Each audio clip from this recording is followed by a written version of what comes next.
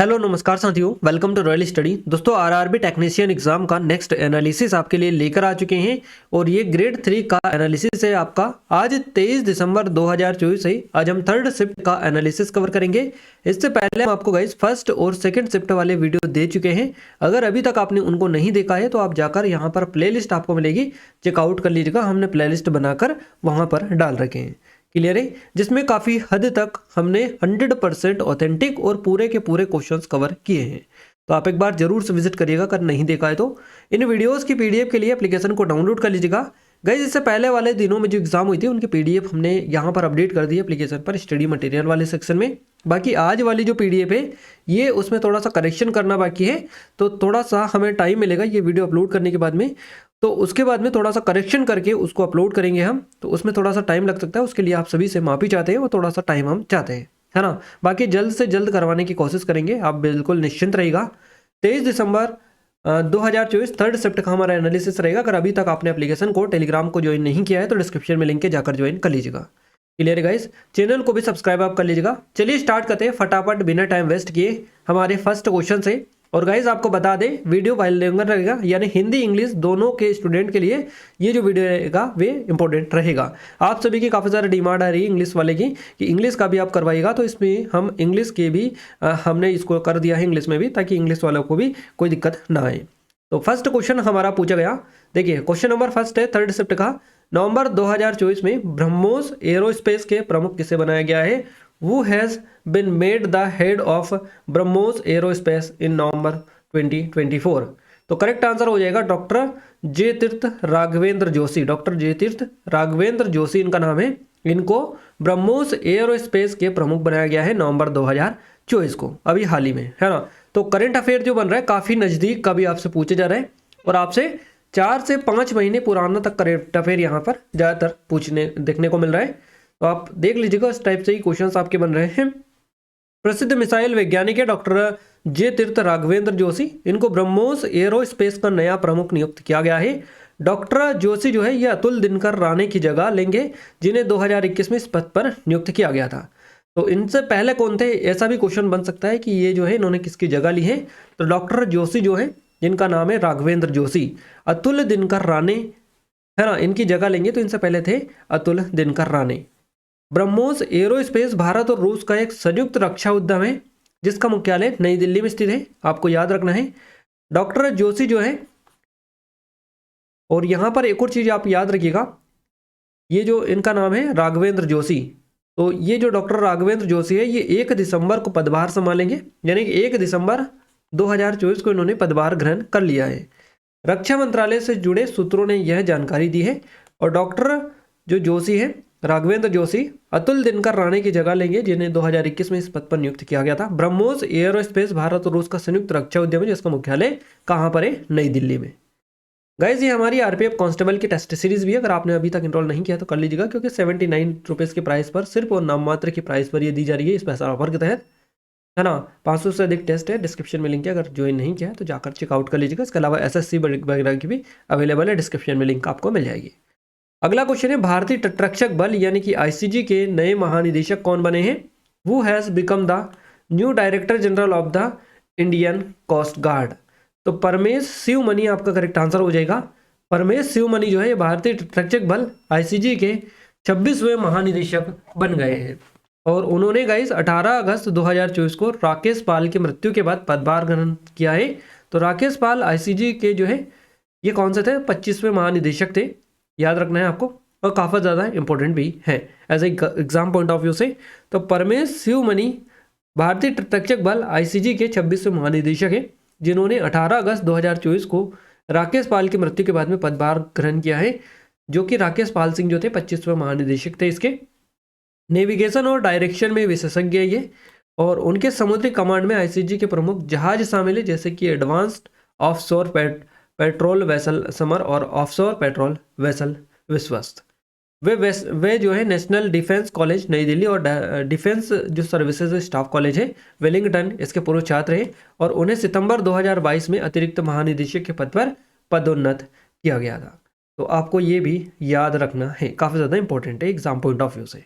देखिए अगला क्वेश्चन है, संतोष ट्रॉफी 2023-24 फाइनल में गोवा को हराकर कौन जीता? इस तरह से क्वेश्चन पूछा गया। वो one the Santosh trophy 2023-24 final defeating Goa.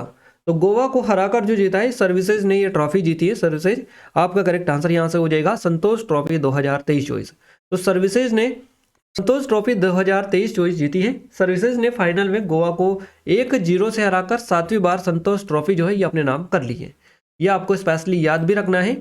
और इस जीत में केरल के सफील पीपी का अहम योगदान रहा है। सफील ने 67 मिनट में विजय गोल किया है। तो संतोष ट्रॉफी की शुरुआत जो है साल 1941 में भारतीय जो फुटबॉल संघ IFA जो है इसने की थी। इसका जो नाम है IFA के पूर्व अध्यक्ष है सर मनमथ नाथ रॉय चौधरी, इनके नाम पर रखा गया। संतोष ट्रॉफी की उप विजेता को कमला गुप्ता ट्रॉफी और तीसरे स्थान पर रहने वाली जो टीम है इसको संपंगी कप दिया जाता है। तो ये अगर आपसे पूछे जाए तो आगे के लिए आप याद रखिएगा, संतोष ट्रॉफी के उप विजेता को कौन सी ट्रॉफी दी जाती है और जो तीसरे स्थान पर रहता है उनको कौन सी दी जाती है। तो उप विजेता को कमला गुप्ता ट्रॉफी और तीसरे स्थान पर आने वाले को संपंगी ट्रॉफी या कप दिया जाता है ना। अगले क्वेश्चन की ओर आगे बढ़ते हैं। अगला क्वेश्चन है हमारा, वर्ष 2023-24 के आर्थिक सर्वेक्षण के अनुसार वर्ष 2020 तक के आंकड़े तक में भारत में जीवित बच्चे है ना 1000 बच्चों में कितने जो है उनकी मृत्यु हो जाती है। इस तरह से क्वेश्चन बनाए। ऑप्शंस थे 30, 28, 42 और 38। इस तरह से क्वेश्चन बनाए। According to the economic survey of the year 2023-24 how many deaths per 1000 children born alive in India till the year 2020 है ना। तो ऑप्शंस थे 30, 28, 42, 38। तो करेक्ट आंसर 28 आपका हो जाएगा और इसी के आसपास है। ये लगभग ऑप्शंस आपको दिए थे तो आप देख सकते हैं। साल 2020 में भारत में प्रति 1000 जीवित बच्चोों पर 29.848 है ना 848 बच्चों की मौत हुई थी। और ये जो है 2019 से 3.48% कम थी। तो आप देख सकते हैं यहाँ पर 29% के समथिंग है, ये 29 या 30 के समथिंग है, इसको मान सकते हैं। बट ऑप्शंस आपका किस हिसाब से है उस हिसाब से भी आप देख लीजिएगा। 30, 28, 42 है।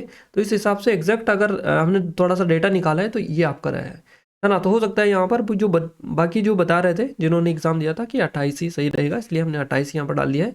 30 भी हो सकता है अब क्योंकि ये 30 के नज़दीक है। 29.848 है तो ये 30 के पास में है। तो 30 भी आपका एज अ ऑप्शन करेक्ट हो सकता है, कोई बड़ी बात नहीं है। अब डिपेंड करता है रेलवे बोर्ड के ऊपर कि किसको सही माने। बाकी 30 ही यहाँ पर हो सकता है। जिन्होंने एग्जाम क्वेश्चंस बताया था उन्होंने 28 बताया था हमें कि 28 सही रहेगा, इसलिए हमने ये भी डाल दिया और ये भी आपको बता दिया। अब देख लीजिएगा अपने हिसाब से है ना। हो सकता है उन्होंने भी कहीं पढ़ रखा हो इस चीज़ को। साल 2018 में भारत में शिशु मृत्यु दर जो है यह प्रति 1000 जीवित बच्चों पर 32,000 थी है ना। और ये देखिए शिशु मृत्यु दर का मतलब है प्रति 1000 जीवित बच्चों पर 1 साल से कम उम्र के बच्चों की मौतों की संख्या है। तो साल 2018 में भारत में शिशु मृत्यु दर जो है ये 1000 जीवित बच्चों जीवित है ना जन्मों पर ये थी बेसिकली शिशु मृत्यु दर। तो ये इसमें थोड़ा सा एरर है। अगला क्वेश्चन है हमारा, 2024 के पद्मश्री पुरस्कार के लिए किस खिलाड़ी को नामित किया गया? Which player has been nominated for the Padmashri awards for 2024?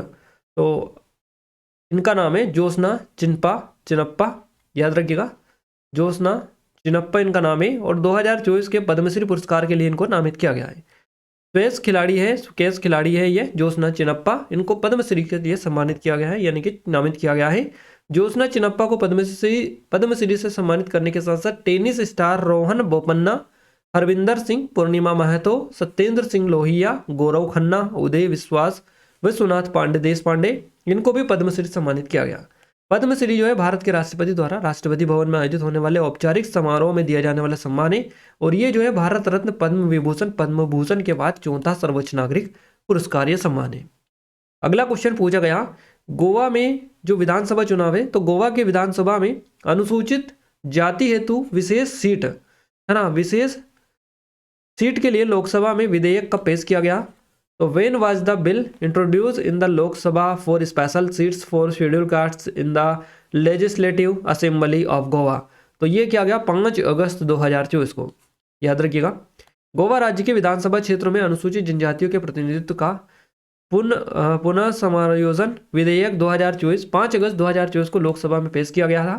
और विधेयक में गोवा विधानसभा में अनुसूचित जनजातियों एसटी के लिए सीटें आरक्षित करने का प्रावधान है। विधेयक को ये जो विधेयक है इसके उद्देश्यों और कारणों के विवरण में कहा गया कि वर्तमान में गोवा विधानसभा में एसटी समुदायों से संबंधित व्यक्तियों के लिए कोई आरक्षण नहीं है। ऐसा ऐतिहासिक रूप से मान्यता प्राप्त एसटी समुदायों की नगण्य आबादी के कारण है। हालांकि समय के साथ कुछ समुदायों को एसटी के रूप में मान्यता मिलने से इसमें बदलाव आया है। अगला क्वेश्चन है हमारा एसडीजी रिपोर्ट 2024 में भारत का स्कोर क्या रहा है।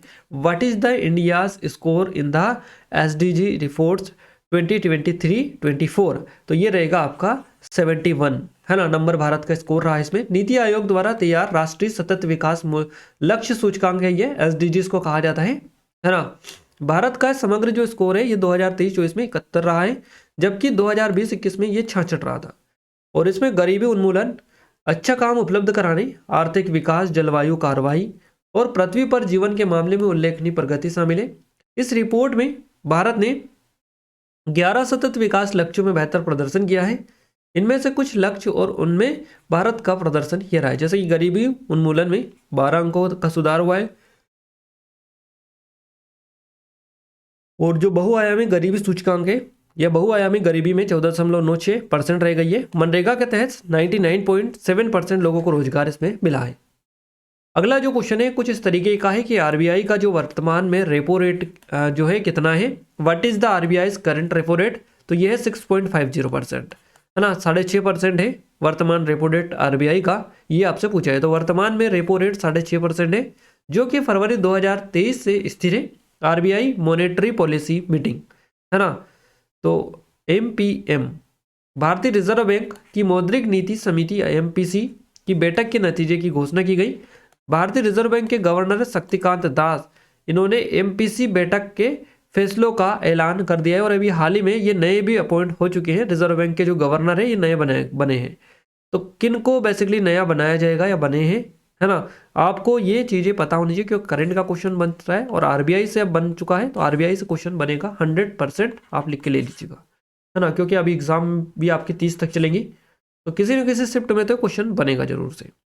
तो शक्तिकांत दास के स्थान पर कौन जो है आरबीआई के नए गवर्नर है, आप जरूर से कमेंट में कमेंट कर दीजिएगा पता है। तो जिन लोगों को नहीं पता है आप अच्छे से पढ़ लीजिएगा इनके बारे में, है ना, कौन से स्थान के हैं, कब बने हैं, कब नहीं बने हैं, किसका स्थान लिया है, इन्हें कब बनाया गया था, इस तरह की चीज़ें आपको सारी देख लेनी है जो भी इंपॉर्टेंट है। आरबीआई ने लगातार 7वीं बार रेपो रेट 6.50% पर बरकरार रखा है। तो reserve bank of India RBI ने वित्त वर्ष 2024-25 के पहले मौद्रिक नीति समिति जो है नीति समिति एमपीसी की समीक्षा बैठक में रेपो रेट में कोई बदलाव नहीं किया है। अगला क्वेश्चन है पीएम विश्वकर्मा योजना में ऋण जो है ऋण पर दी जाने वाली राशि कितनी है। तो पीएम विश्वकर्मा योजना में what is the amount given the loan in PM Vishwakarma योजना। 3 लाख आपका करेक्ट आंसर रहेगा, अप टू 3 लाख। तो प्रधानमंत्री विश्वकर्मा योजना के तहत कारीगरों और शिल्पकारों को ऋण की राशि इस प्रकार दी जाती है, जैसे कि 1 लाख रुपए तक का जो ऋण है 5% ब्याज पर दिया जाता है और इसे 18 महीने में चुकाना होता है। 2 लाख रुपए तक का जो ब्याज है, माफ कीजिएगा, 2 लाख रुपए तक का जो ऋण है इसको 5% ब्याज पर दिया जाता है और इसे 30 महीनों में चुकाना होता है। तो इस तरह से ये दिया जाता है ना, याद रखिएगा, इस तरह से ये बेसिकली दिया जाता है। और इस योजना के तहत सरकार की ओर से ये सुविधाएं भी दी जाती है, जैसे कि कौशल प्रशिक्षण होता है, प्रशिक्षण वजीफा होता है, टोल किट प्रोत्साहन, पीएम विश्वकर्मा प्रमाण पत्र होता है, आईडी कार्ड होता है, डिजिटल लेन देन पर प्रोत्साहन होता है। चलिए आगे बढ़े उससे पहले थोड़ी सी अपडेट दे दें। ये हमारी आरपीएफ कांस्टेबल के लिए स्पेशल टेस्ट सीरीज है जो सिर्फ 79 रुपीज़ की प्राइस पर दी जा रही है। लिमिटेड टाइम में इनरोल नहीं किया तो गोल्डन अपॉर्चुनिटी है। 500 से अधिक टेस्ट यहाँ पर डले हैं, तो आप जाकर भी चेकआउट कर सकते हैं। डेमो एप्लीकेशन पर है, फ्री है, कोई चार्ज नहीं है, जाकर चेकआउट कर सकते हैं। लेटेस्ट पैटर्न पर विजिट है, नंबर है, कोई डाउट है, कोई क्वेरीज है तो आप कॉन्टैक्ट भी कर सकते हैं। डिस्क्रिप्शन में लिंक मिल जाएगी, पेड कोर्स में जाकर चेक करिएगा। साथ ही एसएससी जीडी की है, ये भी इस पर भी 500 से अधिक टेस्ट है, 79 की प्राइस पर ये भी आपको मिल जाएगी। डिस्क्रिप्शन में इसकी भी लिंक आपको दी गई है, जाकर चेकआउट कर सकते हैं। डेमो फ्री ऑफ कॉस्ट है, कोई भी चार्ज नहीं है। ये हमारी एमपीएसआई के लिए स्पेशल है, मध्य प्रदेश सब इंस्पेक्टर के लिए, तो इसकी भी लिंक डिस्क्रिप्शन में एक बार जाकर विजिट करिएगा, जरूर से पसंद आएगी। डेमो फ्री ऑफ कॉस्ट डला हुआ है तो चेकआउट कर सकते हैं। चलिए कंटिन्यू करते हैं हमारे नेक्स्ट क्वेश्चन को। अगला क्वेश्चन है अपचयन में क्या क्या होता है, व्हाट हैपन इन रिड्यूशन। तो आपका ऑक्सीजन का हटना, हाइड्रोजन का जुड़ना, removal of oxygen and adding of hydrogen. तो अपचयन में ऑक्सीजन का हटना, हाइड्रोजन का जुड़ना होता है। अपचयन ऑक्सीकरण की विपरीत प्रक्रिया है। अपचयन में इलेक्ट्रॉनों का लाभ होता है। अपचयन में पदार्थों की ऑक्सीकरण अवस्था कम हो जाती है। अपचयन में हाइड्रोजन समूह जुड़ता है या ऑक्सीजन समूह घटता है। अपचयन अभिक्रिया में ऊर्जा संग्रहित होती है, आसपास से इलेक्ट्रॉन प्राप्त होते हैं। अपचयन जो है अक्सर तब होता है जब धातुएं अम्ल के साथ अभिक्रिया करती हैं। अगला क्वेश्चन है, किसी सतह पर लंबवत लगने वाले बल को क्या कहते हैं, what is the force acting, है ना, perpendicular to the surface, to a surface called. तो आपका करेक्ट आंसर रहेगा प्रणोद या थ्रस्ट इसको कहा जाता है ना। किसी सतह पर लंबवत लगने वाला जो बल है परपेंडिकुलर, इसको क्या कहा जाता है, प्रणोद या थ्रस्ट। तो किसी सतह पर लंबवत लगने वाले बल को प्रणोद या थ्रस्ट कहते हैं। प्रणोद बल का एक प्रकार है। प्रणोद का मात्रक जो है न्यूटन होता है। दबाव को सतह के एक इकाई क्षेत्र पर लगने वाले प्रणोद के रूप में परिभाषित किया जाता है। और जब किसी वस्तु को पानी में डाला जाता है तो वह वस्तु पानी को उसके आयतन के समान में ही बदल देती है, और इस वजह से ऊपर की ओर एक बल काम करता है जिसे प्रणोद बल कहा जाता है। अगला क्वेश्चन है, उत्तल दर्पण की विशेषता पर कथन संबंधित एक क्वेश्चन बना था। कथन तो एग्जैक्ट याद नहीं रहे, स्टेटमेंट रिलेटेड था क्वेश्चन आपका। तो कॉन्वेक्स मिरर से था आपका। तो उत्तल दर्पण की विशेषताएं क्या क्या है, और इन विशेषताओं से ही आपके जो कथन थे वो दे रखे थे इस टाइप से। तो यहाँ से अगर कवर हो गए तो वो कथन वाला क्वेश्चन भी कवर हो जाएगा। देखिए, उत्तल दर्पण जो है इसको अपसारी दर्पण कहा जाता है। उत्तल दर्पण को अपसारी दर्पण भी कहा जाता है। उत्तल दर्पण से हमेशा सीधी आभासी छवि बनती है। उत्तल दर्पण से बनने वाली जो छवि छोटी होती है। उत्तल दर्पण से बनने वाली छवि की प्रकृति हमेशा आभासी, सीधी और छोटी होती है, चाहे वस्तु की दूरी कितनी भी हो। और उत्तल दर्पण से बनने वाली छवि का जो आकार है वस्तु और दर्पण के बीच की दूरी पर निर्भर करता है। अगर वस्तु और दर्पण के बीच की दूरी कम होगी तो छवि का आकार बढ़ेगा, दूरी बढ़ने पर छवि का आकार जो है घट जाएगा। अगला जो क्वेश्चन है कुछ इस तरीके से, P बराबर V²/R पर एक न्यूमेरिकल क्वेश्चन था। क्वेश्चन का पैटर्न तो एग्जैक्ट नहीं मिल पाया है, कुछ इस तरीके से हो सकता है। हमने एग्जाम्पल के लिए क्वेश्चन डाला है ताकि आपको अच्छे से देख लें और आपको आइडिया भी लग पाए।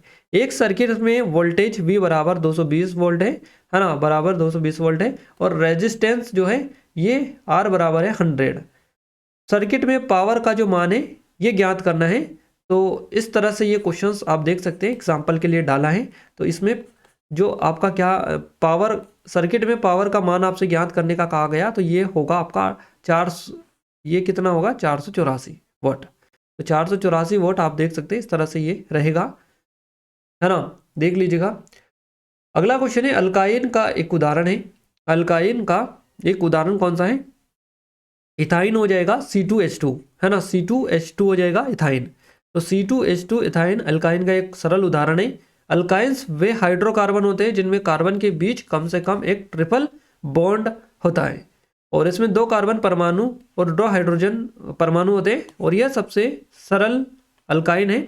इसे एसिटिलीन भी कहा जाता है। अगला क्वेश्चन है, धातु की प्रतिक्रिया तनु हाइड्रोलिक अम्ल HCl से करने पर कौन सी गैस निकलती है, which gas is released when a metal is reacted with dilute hydraulic acid, है ना। तो आपका करेक्ट आंसर हो जाएगा हाइड्रोजन गैस। धातु की प्रतिक्रिया तनु हाइड्रोलिक अम्ल से करने पर हाइड्रोजन गैस निकलती है। जब कोई प्रतिक्रियाशील धातु तनु हाइड्रोजन क्लोरिक अम्ल में डाली जाती है तो हाइड्रोजन गैस निकलती है। एल्यूमिनियम, मैग्नीशियम, जिंक जैसी धातुएं तनु हाइड्रोलिक अम्ल के साथ हाइड्रोजन गैस उत्पन्न करती है। धातुएं तनु अम्ल से अभिक्रिया करके धातु लवण बनाती है, आपको पता होना चाहिए।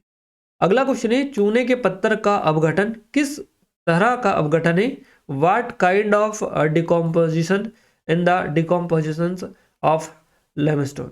तो आपका करेक्ट आंसर रहेगा उष्मीय अपघटन ये होता है ना। उष्मीय अपघटन आपका ये हो जाएगा। चूने के पत्थर का जो अपघटन है ये उष्मीय अपघटन है। चूना पत्थर CaCO3 को गर्म करने पर ये जो है कैल्शियम ऑक्साइड CaO और कार्बन डाइऑक्साइड CO2 में टूट जाता है, और इस प्रक्रिया में उष्मा का जो इस्तेमाल होता है ये इसलिए उसे उष्मीय अपघटन कहते हैं। तो इस प्रक्रिया में उष्मा का इस्तेमाल होता है इसलिए उसे जो है कहा जाता है उष्मीय अपघटन कहते हैं। अगला क्वेश्चन है, पारंपरिक मॉइस्चराइज या फिर फेस क्रीम का जो हल्का संस्करण है ये कौन सा है। तो पारंपरिक मॉइस्चराइजर इसको बेसिकली कहा जाता है, मॉइस्चराइजर। फेस क्रीम या फिर फेस क्रीम भी आप ऐसे बोल सकते हैं। तो फेस क्रीम का जो हल्का संस्करण है, which is the lighter version of A traditional moisturiser और फेस क्रीम। तो ये जो ट्रेडिशनल वर्जन है इसका, ये क्या है, तो इमल्सन इसको कहा जाता है, इमल्सन इसको बोला जाता है। फेस क्रीम का हल्का संस्करण इमल्सन, है ना। तो इमल्सन जो है पारंपरिक मॉइस्चराइजर या फेस क्रीम का हल्का संस्करण है, जबकि अधिकांश इमल्सन में पानी आधारित हल्की बनावट होती है और उनमें से कुछ जेल या तरल के रूप में आते हैं। अगला क्वेश्चन है, स्थिर तापमान और अन्य भौतिक परिस्थितियों स्थिर रहने पर वोल्टेज और धारा का संबंध किस नियम के तहत होता है? तो ये ओम के नियम के तहत होता है। ओम का नियम आई थिंक आपको पता ही है। Under which law is the relationship between voltage and current when constant temperature and other physical condition are constant. तो ओम का नियम, लॉस ओम्स लॉ, आपका करेक्ट आंसर यहाँ से हो जाएगा।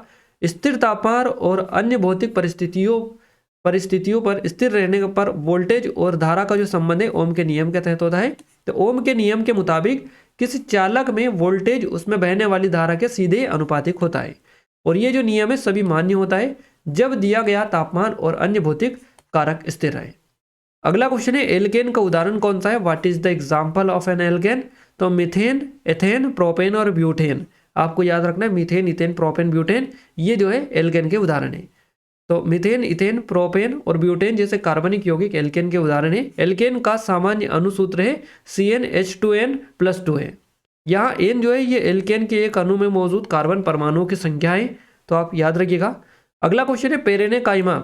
पेरेनकाइमा की विशेषता पर कथन संबंधित एक क्वेश्चन था, statement questions on the based of parenchymas. तो पेरेनकाइमा की मुख्य विशेषता क्या है ना, मेन फीचर ऑफ पेरेनकाइमा। तो वे स्थायी ऊतक जी रहे हैं जो परिपक्वता से विभाजित करने और घावों के पुनर्जनन और उपचार में मदद करने की क्षमता रखते हैं। पौधों के प्रजनन कोशिकाओं का फाउंडेशन यह निरंतर द्रव्यमान के रूप में होता है।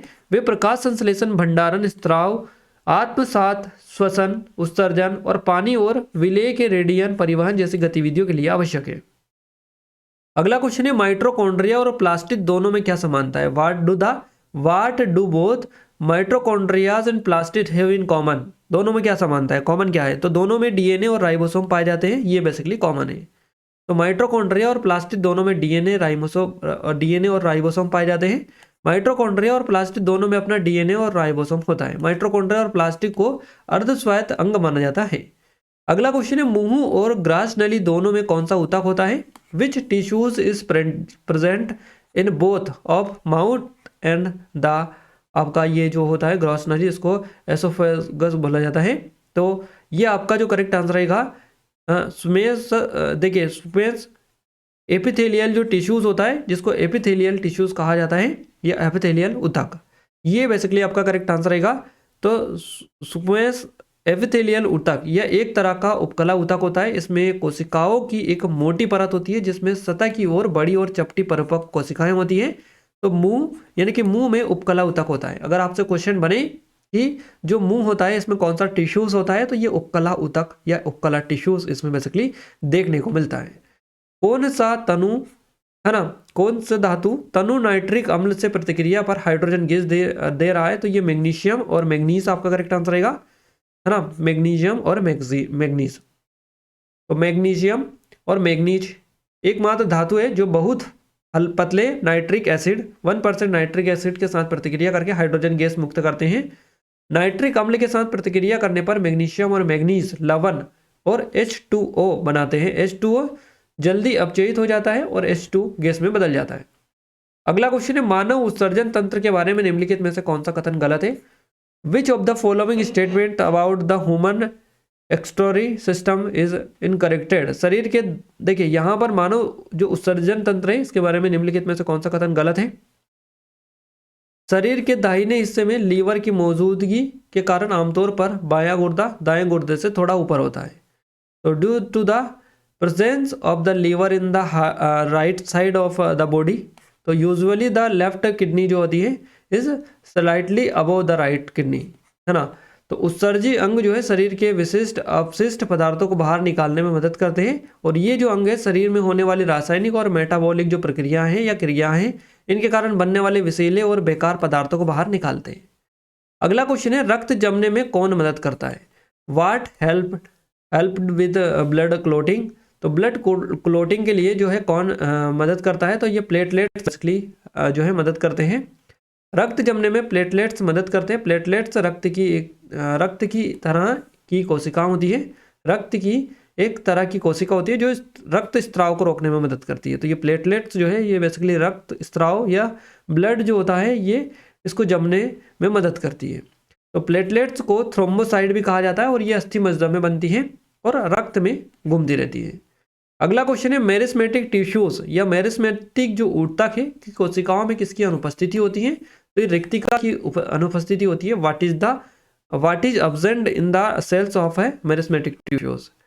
तो आपका करेक्ट आंसर हो जाएगा रिक्तिका। मेरिस्मेटिक टिश्यूज या ऊतक की कोशिकाओं में रिक्तिका अनुपस्थित होती है। उसका जो कारण है यह है कि मेरिस्मेटिक जो कोशिकाएं सक्रिय रूप से विभाजित होती है, उन्हें पानी तथा पोषक तत्वों का तीव्र आदान प्रदान करना पड़ता है। रिक्तिका आमतौर पर परिपक्व कोशिकाओं में पाई जाती है जहां यह जो है पोषक तत्व और पानी को संग्रहित करती है।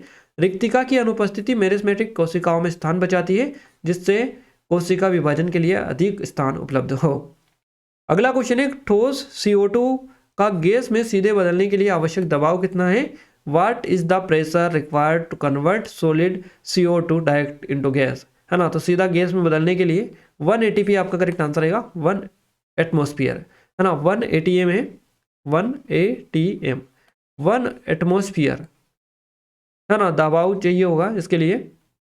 तो ठोस CO2 का गैस में बदलने के लिए आवश्यक दबाव जो है ये है आपका 1 एटमॉस्फेरिक दबाव। जब तापमान -78.5 डिग्री सेल्सियस यानी कि 195.65 केल्विन पर हो, ठोस CO2 कार्बन डाइऑक्साइड का सीधा गैस में बदलने की प्रक्रिया को क्या कहा जाता है? सब्लिमेशन इसको बोला जाता है। सब्लिमेशन इसको कहा जाता है। अगला जो क्वेश्चन है कुछ इस तरीके का है कि सूर्य की किरण अवतल दर्पण पर 30 सेंटीमीटर पर अभिसित होती है। तो समान आकृति की प्रतिबिंब बनने के लिए वस्तु को कहाँ पर रखा जाना चाहिए? तो वस्तु को 60 सेंटीमीटर पर रखा जाना चाहिए। अगला क्वेश्चन कुछ इस तरीके से था, निलंबन के बारे में निम्नलिखित में से कौन सा कथन सही है ना। विच of the following statements it's correct about the suspensions. तो निलंबन के बारे में जो कथन सही है यह है, विलेय के कण थोड़ी देर बाद नीचे बैठ जाते हैं। निलंबन 2 या 2 से अधिक पदार्थों का मिश्रण होता है जो विषमांगी होते हैं। कणों को बड़ी मात्रा में निलंबित कर दिया जाता है और निलंबन नग्न आंखों से दिखाई देता है। तो विलेय के कण निलंबन में नहीं घुलते बल्कि वे निलंबित हो जाते हैं। उदाहरण के लिए चाक और पानी, कीचड़ वाला पानी, मिल्क ऑफ मैग्नीशिया। अगला क्वेश्चन है, टिंडल प्रभाव के पश्चात वर्णों के प्रकीर्णन कण द्वारा क्या ज्ञात किया जा सकता है? What can be detected by the scattered particle of colours after the जो सिंडल है इफेक्ट, इसके कारण। तो ये जो है कणों का आकार टिंडल प्रभाव के पश्चात वर्णों के प्रकीर्णन कण द्वारा जो कणों का आकार है ये ज्ञात किया जा सकता है, साइज ऑफ पार्टिकल्स। तो टिंडल प्रभाव इसका अध्ययन करते समय वर्णों के प्रकीर्णित कणों द्वारा निम्नलिखित जानकारी प्राप्त की जा सकती है, जैसे कि कणों का आकार। तो टिंडल प्रभाव में प्रकीर्णन की तीव्रता प्रकृति कणों के आकार पर निर्भर करती है। छोटे कण नीले रंग कम तरंग दैर्ध्य को अधिक प्रकीर्णित करते हैं, जबकि बड़े जो कण हैं ये लाल रंग लंबा तरंग दैर्ध्य को प्रकीर्णित करते हैं। अगला क्वेश्चन है, प्रकाश के विभिन्न वर्णों के चाल पर कथन संबंधित एक क्वेश्चन था, स्टेटमेंट था, speed of difference colours of light. तो प्रकाश के विभिन्न वर्णों की चाल के बारे में समझने के लिए हमें यह जानना होगा कि प्रकाश की गति माध्यम और उसके अपवर्तन सूचकांक पर निर्भर करती है। ये विभिन्न स्थितियों में प्रकाश के चाल का विश्लेषण किया गया है। तो प्रकाश के सभी वर्ण जो है निर्वात में समान गति से चलते हैं। निर्वात में किसी भी वर्ण रंग की चाल पर कोई भी प्रभाव नहीं पड़ता है। अगला क्वेश्चन कुछ इस तरीके से था रीजनिंग का, कि रीजनिंग के क्वेश्चंस थे संख्या चिन्ह, है ना, जिन सम विषम के बारे में क्वेश्चंस था। एग्जैक्ट क्वेश्चंस तो नहीं मिला है, हमें इतना ही बताया इस टाइप से क्वेश्चंस था, तो आप देख लीजिएगा। अगला क्वेश्चन इस तरह से था आपका साइंस ये मैथ्स का, 2 संख्याओं का अनुपात 5:7 है, उनका योग जो है ये है 360। तो हमें इन दोनों संख्याओं के बीच का जो अंतर है ये ज्ञात करना है। इस तरह से तो क्वेश्चन था। तो we have to find the difference between this two है नंबर्स। तो 60 आपका करेक्ट आंसर रहेगा। एक क्वेश्चन इस तरीके से था, इसको हल करना था अगला क्वेश्चन ये है 10 लीटर मिश्रण में दूध और पानी का जो अनुपात है 3:2 है, तो पानी का कितना लीटर होगा, तो ये हो जाएगा 4 लीटर, है ना। अगला क्वेश्चन है अगर रेस ऑफ लाइट 30 सेंटीमीटर दूर कॉन्केव मिरर से कन्वर्ज हो रही है तो इमेज के साइज और वस्तु के साइज को बराबर करने के लिए ऑब्जेक्ट को कितनी दूर रखेगा, 60 सेंटीमीटर दूर ऑब्जेक्ट को रखेगा। तो यहाँ पर गाइस जितने भी क्वेश्चंस थे हमने लगभग आपको सारे कवर करवा दिए। जीके के तो हमने पूरे, यानी कि जनरल अवेयरनेस के, करंट अफेयर के, साइंस के भी काफ़ी हद तक अच्छे क्वेश्चंस हमने कवर करवा दिए आपको। काफ़ी ज़्यादा क्वेश्चंस हम आपके लिए लेकर आए हैं और 100% एक्यूरेट क्वेश्चंस जैसा कि हम आपको बताते हैं हमने आपको दिए हैं। 100% रियल क्वेश्चंस हम देने में बिलीव रखते हैं। आप सभी जिनका भी एग्जाम आगे आने वाले दिनों में है उन सभी से रिक्वेस्ट है छोटी सी कि जब भी एग्जाम हो एटलीस्ट आप टेलीग्राम ज्वाइन कर लीजिएगा, वहाँ पर हम नंबर डाल देते हैं, तो आप हमें वहाँ पर क्वेश्चंस एटलीस्ट सेंड कर दिया करें जितने भी आपको याद हो, 1 2 3 4, तो उतने क्वेश्चंस आप भेज दिया करें ताकि हम आपके लिए 100% एक्यूरेट एनालिसिस लेकर आएँ। क्लियर है? तो याद रखिएगा जिनका भी आगे एग्जाम है थोड़ा सा चीज़ें जरूर से करिएगा, क्योंकि आपकी भी हेल्प हो रही है और आगे भी जिनका एग्जाम है उनकी भी हेल्प होनी चाहिए, क्योंकि कोई आपकी कर रहा है तो आपको उनकी भी करनी है फिर, है ना। तो इस तरह की चीज़ें हैं गाइज। और वीडियो कैसा लगा कमेंट में कमेंट करके बताइएगा। ये कुछ ऑनलाइन कोर्सेस है आरपीएफ कांस्टेबल के हमारे टेस्ट सीरीज है जो 79 रुपीज़ की प्राइस पर मिल रही है। ये एसएससी डीडी की है, ये 79 पर स्पेशल अभी ऑफर चल रहा है, इसके तहत काफ़ी कम प्राइस में आपको मिल जाएगी। डेमो चेकआउट कर सकते हैं जो कि फ्री ऑफ कॉस्ट एप्लीकेशन पर डाला है। 500 से अधिक टेस्ट इनमें आपको देखने को मिलेंगे। ये नंबर है, कोई डाउट है कुछ क्वेरी से कॉन्टैक्ट भी कर सकते हैं। और ये दोनों लेटेस्ट पैटर्न पर बेस्ड है पूरी की पूरी। तो इन सभी की लिंक डिस्क्रिप्शन में एक बार जाकर विजिट कर लीजिएगा। पेड कोर्स में जाकर चेकआउट करिएगा, सबसे कम प्राइस में और व्यवस्थित फॉर्मेट में आपको मिल जाएगी। ये MPSI के लिए स्पेशल है। इसके अलावा और भी जल्द ही जो नई टेस्ट सीरीज़ है ये लॉन्च होने वाली है, तो आप एक बार जाकर जरूर से विजिट कर लीजिएगा। क्लियर है? और गाइज वीडियो के PDF के लिए आपको टेलीग्राम को एप्लीकेशन को डाउनलोड कर लेना है। टेलीग्राम एप्लीकेशन की लिंक डिस्क्रिप्शन में डली है। इनसे पहले की PDF अपडेट कर दी गई है, बाकी बची हुई PDF को भी जल्द से जल्द अपडेट करवा दी जाएगा, है ना। तो थोड़ा सा पेशेंस रखिएगा। वीडियो को अगर अभी तक लाइक नहीं किया तो आप सभी से रिक्वेस्ट है कि वीडियो को लाइक और चैनल को सब्सक्राइब कर लीजिएगा। बेल आइकन को ऑल पर सेलेक्ट कर दीजिएगा ताकि जो भी नया वीडियो है सबसे पहले आप सभी के पास में पहुंच पाए। तो मिलते हैं हमारे नेक्स्ट स्टडी वीडियो में, तब तक के लिए जय हिंद, वंदे मातरम।